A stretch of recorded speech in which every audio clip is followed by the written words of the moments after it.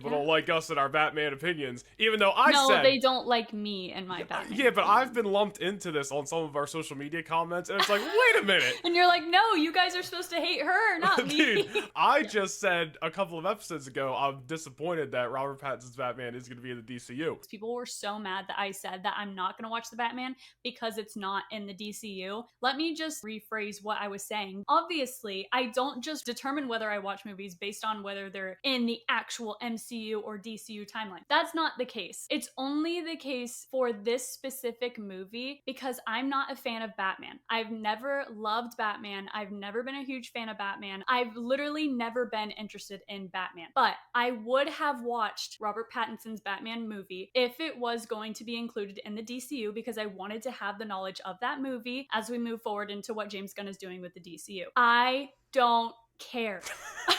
I don't want to watch it. Now that we're actively talking about this stuff, and now that Superman came out and got us really excited about the DCU, as far as the Batman, it's a 3-hour-long movie that came out years ago that I don't want to go back and watch for no reason. It's not like I'm missing out on this great movie that I would definitely love. You guys, I probably won't like it. I don't like Batman. But like I also said in the comments of that clip, we are going to talk about and go see the Batman 2. So I am going to go back and watch the Batman, but I don't want to. You're gonna go back and watch the Batman because the Batman 2 is gonna come out. We're gonna talk about it and all this stuff. But right now, there's no reason for you to go back and watch the Batman because it's not a part of the DCU and you just don't care enough about Batman. And I think that's a fair enough take. I think it is fair. There were still people coming back to our clips when we were talking about Marvel Zombies saying, you know, that's not part of the MCU, right? X-Men 97. Why are you guys excited about that? It's not a part of the MCU. And shut up. We obviously always talk about how we are the biggest fans of X-Men. If there's one thing in superheroes that we are a biggest fan of, it's the X-Men. And of course, any X-Men media that comes out, we are going to go see. That is not the case for me when it comes to Batman. You're emotionally connected to these X-Men characters. You have no